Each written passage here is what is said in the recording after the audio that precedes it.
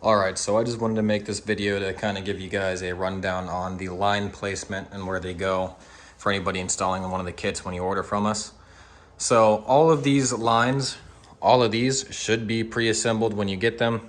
The only thing that won't be assembled, or I guess put together, is going to be this fitting, which is the coolant, this fitting, which is the oil feed, and then this banjo bolt back here. This is also going to be in a bag separately, which is going to look like this. It'll be labeled. It'll have all the fittings for it, as well as these two smaller step-up fittings, which go on the oil return line, because this uses the stock oil return. So you got to stick those step-ups in here, screw them in, and yeah, that's where those go. But so for the lines, this is going to be the easiest way I found to route all of it. This one right here, this is going to be the oil feed. So this fitting right here is also going to be in the bag. Then it comes off this small elbow fitting. And then the oil feed, you can tell this is the oil feed because it's going to be the shortest line of all three of them, as well as the thinnest. It's a pretty small line. And so the easiest way I found to route this was just between the axle carrier bracket and the turbo housing, down, up and around, and then right into the oil feed up here.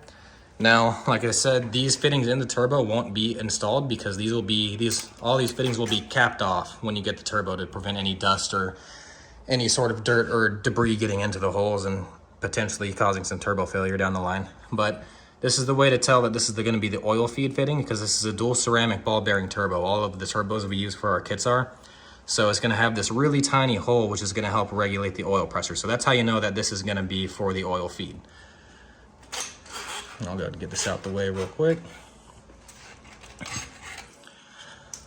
All right, and then this is going to be the coolant line, one of the coolant lines.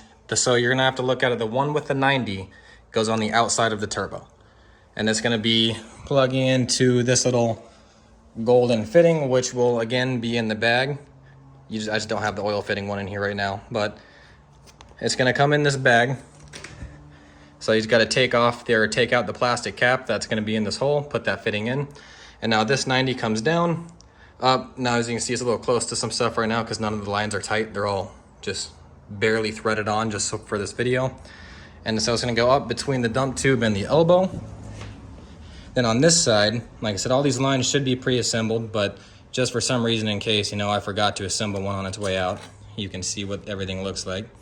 Then it's going to go to this small, like 45-degree fitting, and then this fitting, which will also be inside the bag. And this is going to be for the coolant return, or coolant feed, I guess.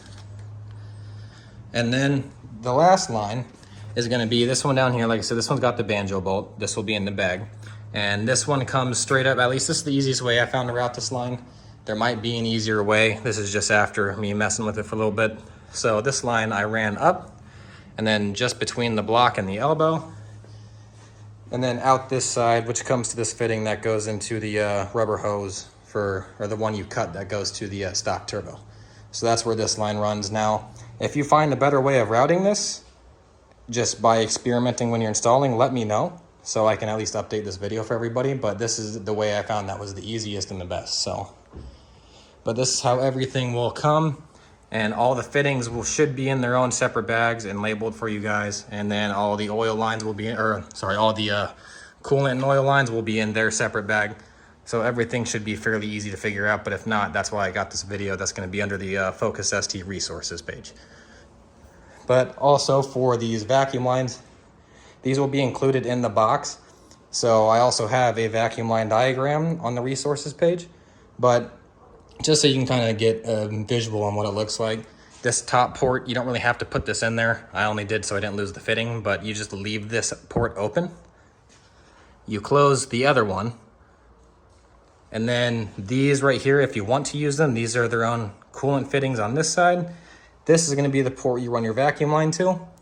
And then there's also this fitting right here that you go ahead and block off with one of the plugs that comes in the kit. This is in the wastegate angled a little bit different. You're able to put this fitting into that port. And then there's one more port on the bottom, which is just the other coolant port that I'm not using for the kits. If you want to build your own lines for them, you can, but unless you're a dedicated track car, it's really not necessary. But yep, this is the 2867 on on my motor right now in the garage, so you guys can get a look and see what it looks like. But yeah, if you have any questions, feel free to reach out to me on either Facebook or Instagram, or even through our site or via email or something. I'm happy to help.